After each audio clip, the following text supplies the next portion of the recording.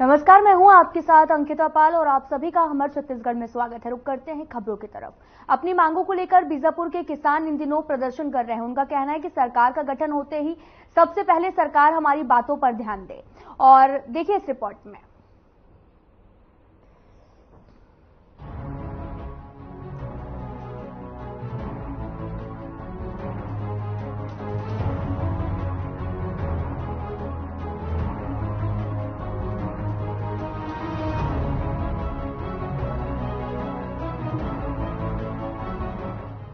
छत्तीसगढ़ के बीजापुर जिले में किसान मोर्चा संगठन ब्लॉक इकाई कुटरू द्वारा कई मांगों को लेकर सैकड़ों की संख्या में रैली निकाली गई है। इस दौरान किसानों ने शांतिपूर्ण धरना रैली के माध्यम से अपनी मांगों को लेकर तहसीलदार को ज्ञापन सौंपा। सबसे पहले आप जानिए किसानों की मांगे क्या हैं। धान का एमएसपी 3,500 रुपए प्रति क्विंटल के हिसाब से दिया जाए। बोनस प्रति क्विंटल 500 रुपए की दर पर दिया जाए।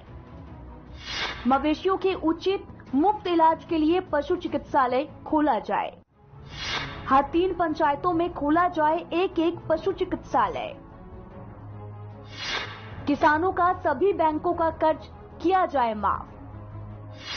सूखाग्रस्त फसलों के लिए उचित मुआवजा दिया जाए। बेदरे या करकेली में लेम्स को तुरंत खोला जाए। सभी गांवों में सर्व सुविधा युक्त प्राथमिक शालाएं खोली जाएं। हर गांव में गली और सड़कें बनाई जाए। अंग्रेजी शराब की दुकानों को बंद किया जाए। सभी प्राथमिक स्वास्थ्य केंद्रों को सर्व सुविधा युक्त बनाया जाए।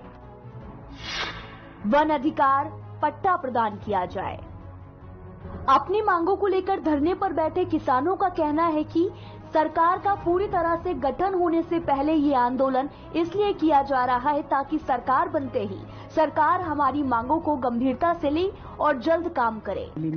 इस महारैली में समझ जाइए, इसमें हमारे साथ उपाध्यक्ष भी बने हुए हैं। उनसे पूछते हैं कि खासतौर से लेम्स को लेकर इन लोग क्या कहते हैं और लेम्स इनके क्षेत्र में क्यों चाहिए और क्या परेशानी हो रहा है। तो दादा आपका नाम क्या है? मेरा नाम विजयराम वेणजा है।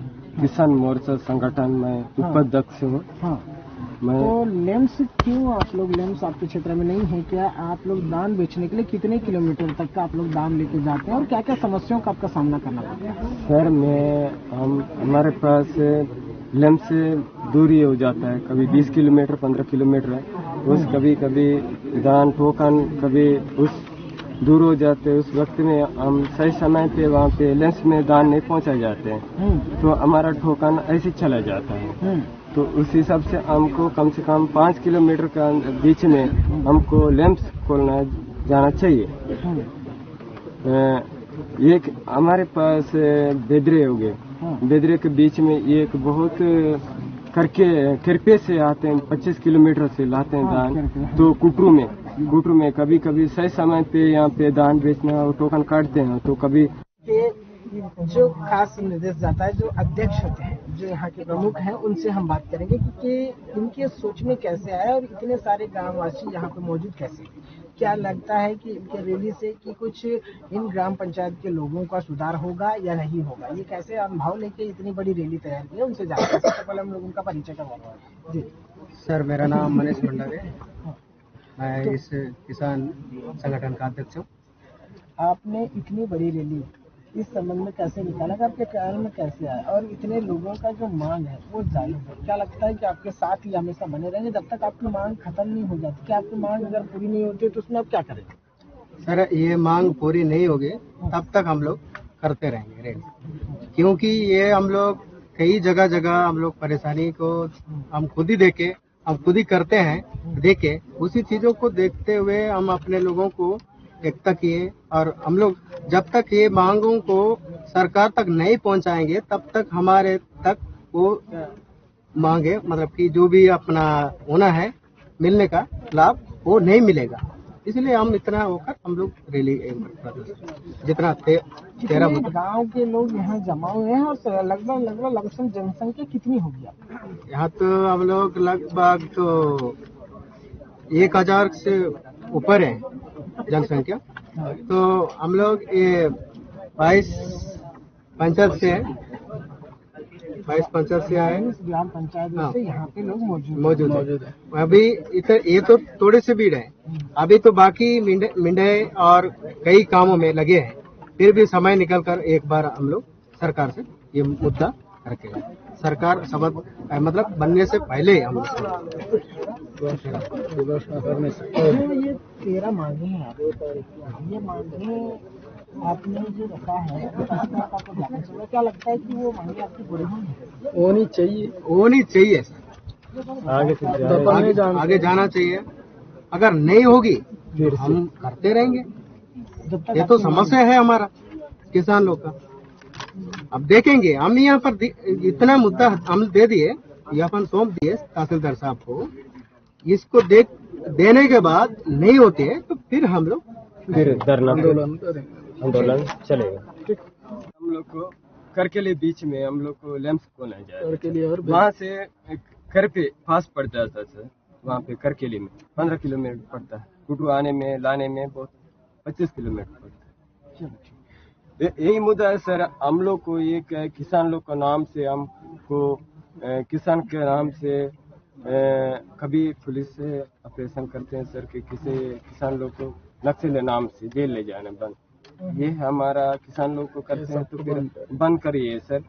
अगर हकीकत नक्सली है तो हकीकत लड़िए, आपके पास हथियार है तो उनके पास है तो उससे उनके मुकाबले करिए। हमको गांव में रहने वालों को परेशान नहीं करिए, हमको किसान लोग को नक्सली नाम से जेल ले जाना बंद करेंगे, यही मेरा है। यहीं तक आपका मीडिया पर भी समाप्त। हमारे साथ और भी लोग बने हुए हैं, खासतौर से हम बात करने जा रहे हैं जो हमारे साथ भाई बने हुए हैं। तो आप हमें बताइए आप हमें बताइए किस प्रकार आप समस्याओं को देख रहे हैं और इतनी बड़ी रैली निकालने का जो उद्देश्य है कि किसानों की कर्ज माफी करना और अपने क्षेत्र में मवेशियों के लिए अस्पताल खोलना, ऐसे टाइप के कुछ, और आपको चाहिए दान खरीदी केंद्र चाहिए जिसे लैम्स कहा जाता है। लेकिन उसके अलावा भी कई समस्या आपके गांव के क्षेत्र में देखा जाता है। उन समस्याओं को लेकर किसान लोगों का क्या मनसा है और क्या सोचते हैं लोग? मैं सबसे पहले बताना चाहता हूँ, मेरा नाम कृष्ण कुमार गोटा, मैं किसान मोर्चा संगठन का एक सदस्य हूँ। तो आज ये जो रैली हो रहा है, कुछ 13 मुद्दे हैं, 11 मुद्दे हैं, 11 नहीं 13 मुद्दे हैं। उस मुद्दे को लेकर किसान रैली हो रहा है, निकाला जा रहा है। अभी जो लैम्स है, अभी दान जो खरीदी हो रहा है, लैम्स इस क्षेत्र में कुटू क्षेत्र में 2 ही लैम्स हो रहा है। उस वजह से हम लोग चाहते हैं, हम लोग पूरा किसान चाहते हैं, ये करकेली और बेदरे के बीच में एक लैम्स होना चाहिए, मेन मुद्दा। और मेन मुद्दा जो गांव में 5 पंचायत के अंदर एक स्वास्थ्य केंद्र होना चाहिए। सबसे मेन है स्वास्थ्य केंद्र, ये होना चाहिए। तो अभी एक हाल ही की बात है, जो आपके क्षेत्र के विधायक विक्रम समंडारी जी हैं, उनके क्षेत्र में एक हॉस्पिटल बना हुआ है, क्या स्थिति है उसका? वो सर में जो बनी हुई है, जी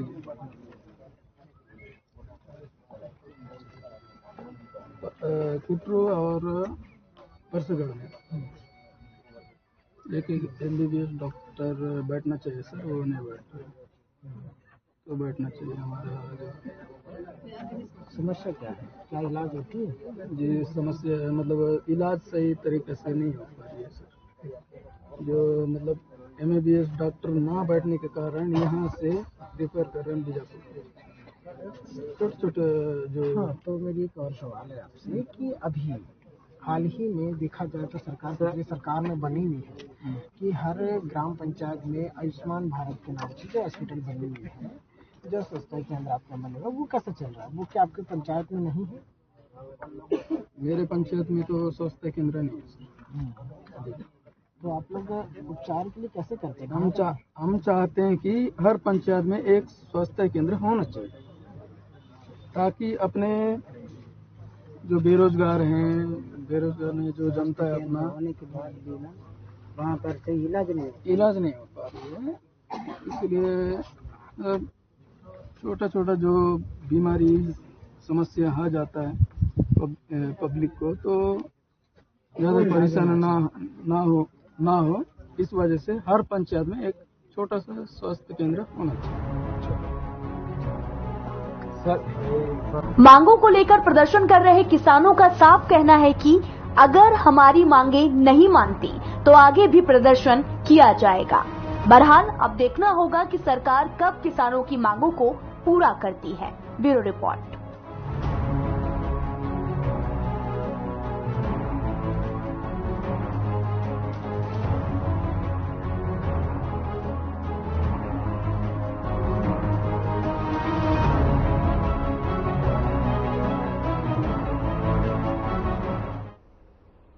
नेता प्रतिपक्ष बनते ही डॉक्टर चरणदास महंत अब अपनी भूमिका में भी नजर आने लगे हैं।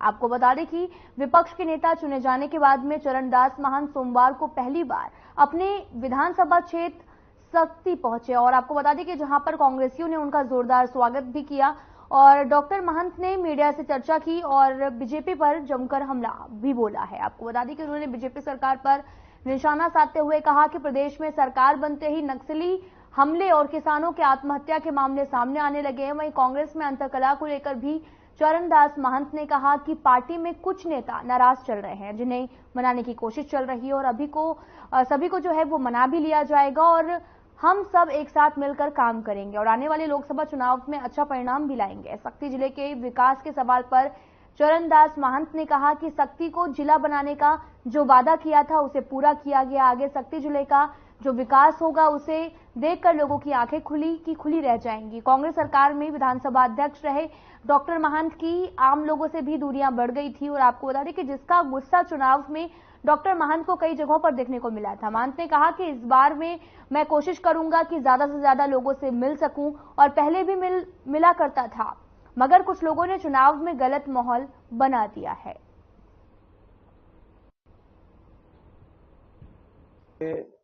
जो 25 तारीख को 18 लाख मकान देने की बात कही है, उसके अलावा कोई बात भारतीय जनता पार्टी ने नहीं कही है। उनकी सरकार बनते ही हमारे किसानों ने आत्महत्या शुरू कर दी है, वो भी बस्तर जैसे क्षेत्र में। उनके सरकार बनते ही हमारे नक्सली एरिया में फिर से नक्सल के वारदात होने लगे हैं, रोज मौतें हो रही हैं। उनके आते ही एक ऐसा हड़कंप मचा है बाजार में कि कहीं किसी को कोई भविष्य की चिंता दिख रही है तो किसी को सता रही है और लोग परेशान हैं। अब तक उस 25 तारीख के लिए जो व्यवस्था होनी थी उसके बारे में भी अभी तक कोई व्यवस्था नहीं हुई है। उन्होंने अपने मंत्रिमंडल की बैठक में कोई फैसला नहीं किया। न 21 किलो धान खरीदना फैसला किया है, न 32 रुपए देने का फैसला किया है, न महिलाओं के लिए जो उन्होंने महतारी योजना लागू की थी उस योजना को भी कब से देंगे नहीं देंगे ये कोई बात उन्होंने नहीं रखी है। बल्कि ये बात सामने आ रही है कि वो कह तो दिए हैं मगर अब कह रहे हैं हम जो क्रीमी लेयर है उनको नहीं देंगे, हम ज्यादा जिनका तनख्वाह है उनको नहीं देंगे।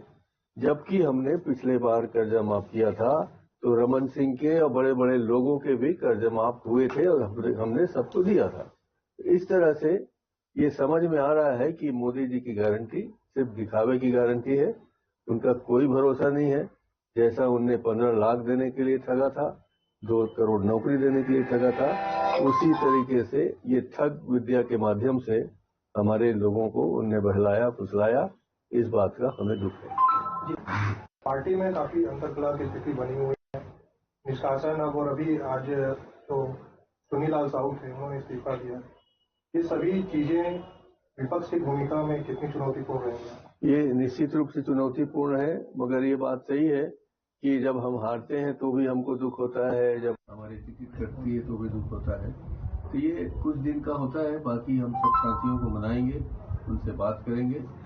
उनके जो नाराजगी का है कांग्रेस के प्रति, उस नाराजगी को दूर करके हम सब लोग एक साथ चलेंगे, सबको एक साथ लेके चलेंगे, सब में प्यार बांटेंगे, हम एक रहेंगे और आने वाले लोकसभा चुनाव में एक साथ मिलकर बहुत बेहतर रिजल्ट देंगे, ये हमें पूरा विश्वास। सत्ता में रह के आपने शक्ति को जिले की सौगात दी है, अब विपक्ष में रहकर सौगात का विकास कहाँ तक पहुंचेगा?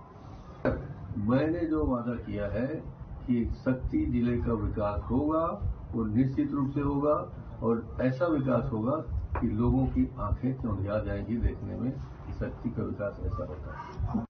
अभी इस चुनाव में एक चीज देखने के लिए मिला कि जो लोग थे उनकी एक नाराजगी थी कि हमारे विधायक से हम आसानी से नहीं मिल पाते, तो इस कार्यकाल में क्या ऐसी कुछ नाराजगी दूर करने के लिए कोई उपाय की जाएगी?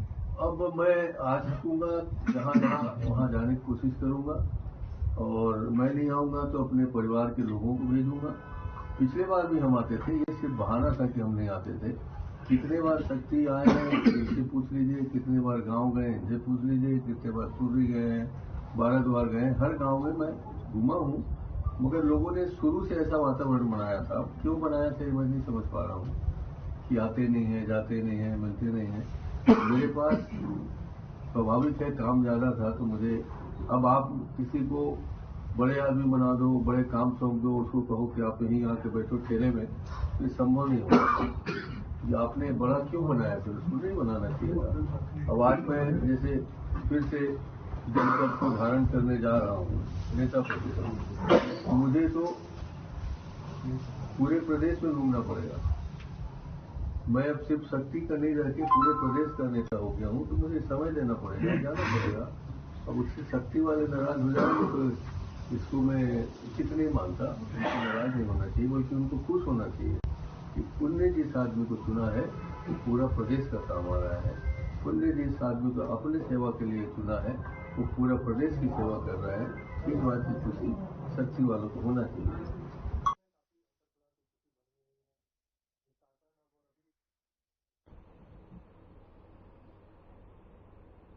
फिलहाल यहाँ रुकते हैं एक छोटे से ब्रेक के लिए।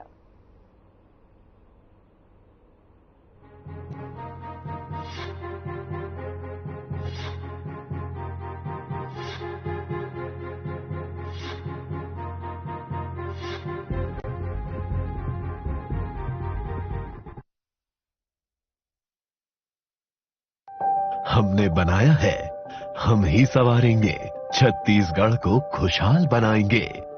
मोदी की थी गारंटी।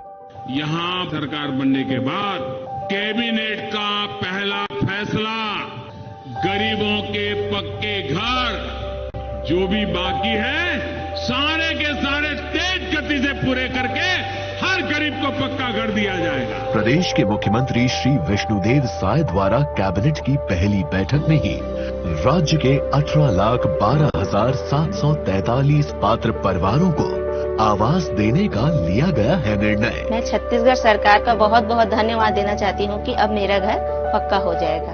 मोदी जी ला छत्तीसगढ़ सरकार ला बहुत बहुत धन्यवाद। पूरे होंगे हर सपने जो सपने सजाए हैं। मोदी की गारंटी है, छत्तीसगढ़ को खुशहाल बनाएंगे।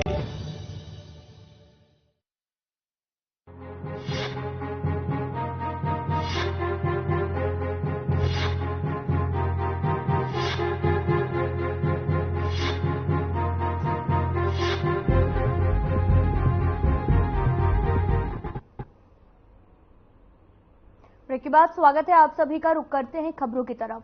सीएम विष्णुदेव साय ने गुरु घासीदास की जयंती पर गुरु घासीदास केंद्रीय विश्वविद्यालय परिसर में स्थापित बाबा घासीदास की प्रतिमा पर माल्यार्पण कर उन्हें सादर नमन किया। आपको बता दें कि छत्तीसगढ़ की खुशहाली समृद्धि के लिए गुरु बाबा से आशीर्वाद लिया। सीएम विष्णुदेव साय ने बिलासपुर पहुंचने पर हेलीपैड में आत्मीय स्वागत भी किया गया और सीएम बनने के बाद में साय का पहला बिलासपुर दौरा है। साय गुरु घासीदास केंद्रीय विश्वविद्यालय में आयोजित किया गया बाबा गुरु घासीदास जयंती समारोह में शामिल होने पहुंचे और डिप्टी सीएम विजय शर्मा भी साथ में नजर आए, उनका भी जोरदार स्वागत किया गया।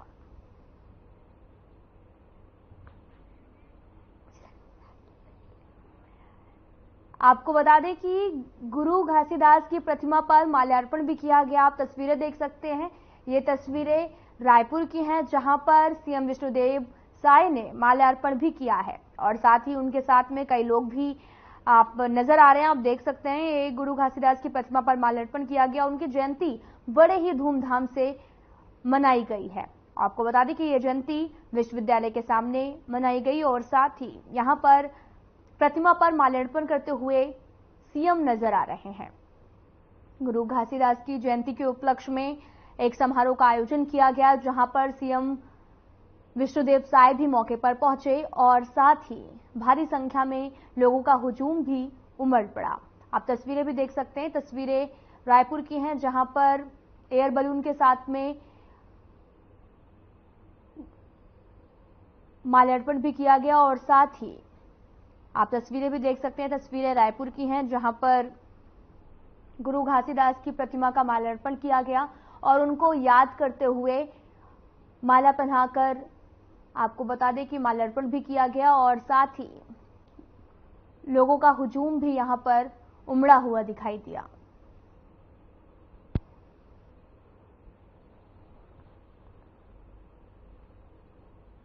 आपको बता दें कि गुरु घासीदास की 287वीं जयंती के अवसर पर सीएम विष्णुदेव साय रायपुर पहुंचे और वहां पर विश्वविद्यालय में स्थापित गुरु घासीदास जयंती की मूर्ति पर माल्यार्पण भी किया और साथ ही यहां पर तमाम संख्या में लोग भी मौजूद रहे और उनके कहे गए वचनों पर चलने की भी सलाह दी।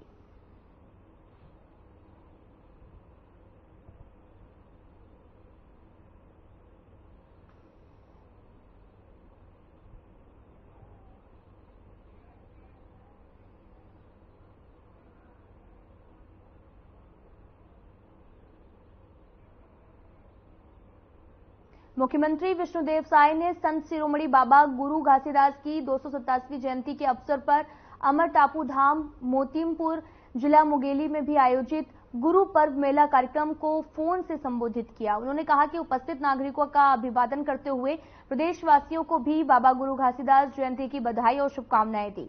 मुख्यमंत्री ने कार्यक्रम में उपस्थित नहीं होने पर सभी से क्षमा भी मांगी। साय ने इस मेला का संचालन बेहतर ढंग से किया है। गुरु अमरदास सेवा समिति हर साल ए मेला के आयोजन करत है, तो कैसे कैसे करके सब होवत है काम। हाँ, दुर्गा भैया बतात रही से तो आदरणीय मुख्यमंत्री जी घोषणा कर दे हैं, अगले साल से एक बार हर साल 10 लाख रुपया मेला के आयोजन पर आप मन ला प्राप्त हो है और अच्छा से मेला उमा आप मन करहु। परम पूज्य बाबा गुरु घासीदास जी की, परम पूज्य बाबा गुरु घासीदास जी की। आज परम पूज्य बाबा गुरु घासीदास जी की जयंती के अवसर में अमर टापू में आयोजित समारोह में उपस्थित हमारी छत्तीसगढ़ सरकार के उप मुख्यमंत्री आदरणीय श्री विजय शर्मा जी, विधायक आदरणीय श्री पुन्नूलाल मोहले जी,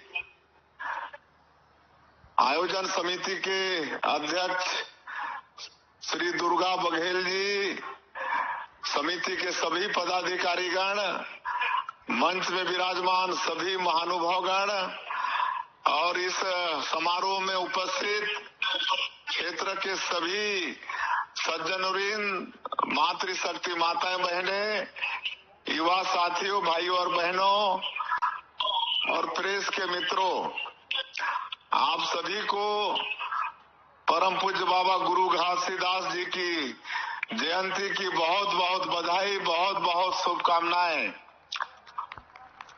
मैं आप लोगों से क्षमा चाहूंगा, मैं भी व्यक्तिगत रूप से आप लोगों के बीच में उपस्थित होना चाहता था, जयंती समारोह में शामिल होना चाहता था, किंतु देरी की वजह से आ नहीं पाया।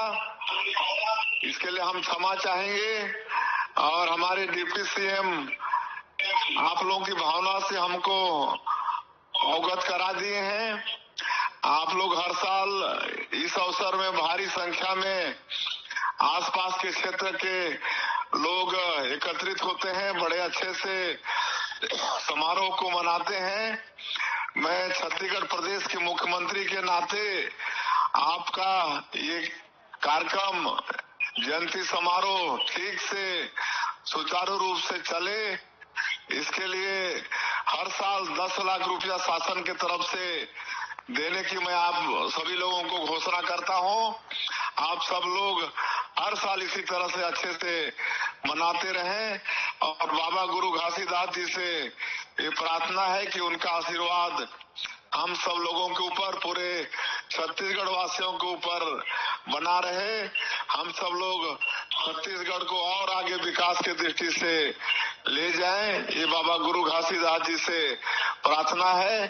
और एक बार फिर मैं आप लोगों के बीच आज के समारोह में उपस्थित नहीं हो सका, इसके लिए क्षमा याचना करते हुए और पूज्य बाबा गुरु घासीदास की जयंती की और बहुत बहुत बधाई शुभकामनाएं देते हुए अपनी बात समाप्त करता हूं।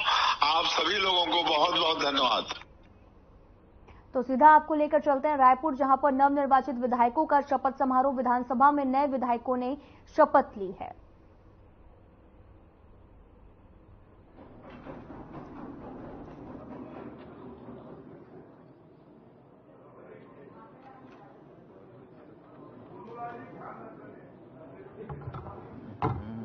जय जोहार। मैं ओंकार साहू, जो विधानसभा का सदस्य निर्वाचित हुआ हूं, ईश्वर की शपथ लेता हूं कि मैं विधि द्वारा स्थापित भारत के संविधान के प्रति सच्ची श्रद्धा और निष्ठा रखूंगा। मैं भारत की प्रभुता और अक्षुता रखूंगा तथा जिस पद को मैं ग्रहण करने वाला हूं उसके कर्तव्यों का श्रद्धापूर्वक निर्वहन करूंगा। जय छत्तीसगढ़।